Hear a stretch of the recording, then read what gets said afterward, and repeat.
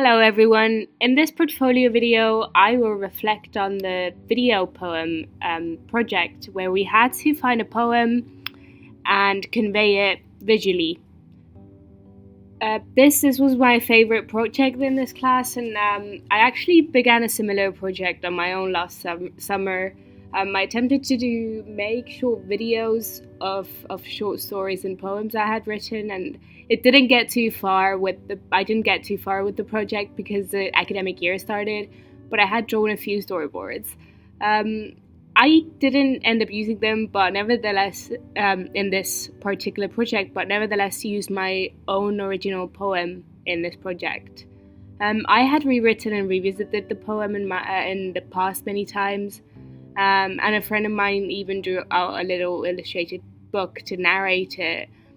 So I knew the aesthetics that I wanted to illustrate the poem with.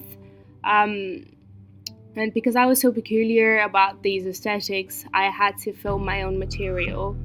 The poem is rather intimate, so I decided to tell the story solely through close-ups of a girl and a boy and a mug. I actually filmed some of the material when in California for fall break, so the first image is of me, and the hands with rings on them are me as well.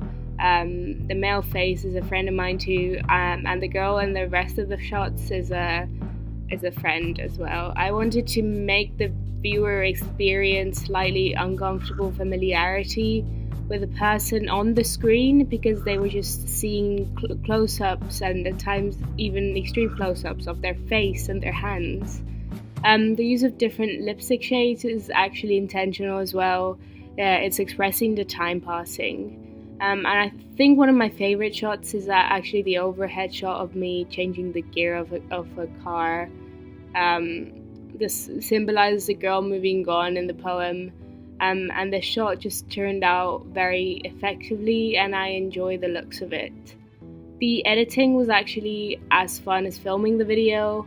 I layered the videos on Camtasia and changed their opacity a lot, and where necessary, to make them more or less visible. I think the superimposition works very well together with the close-ups. And I don't want to sound like a nerd, but this project reminded me of Hitchcock's notion of pure cinema, where images express the same feelings as words. So I think even without the poem as voiceover, the viewer should get a similar feeling. The choice not to add words on the screen was also very conscious and intentional.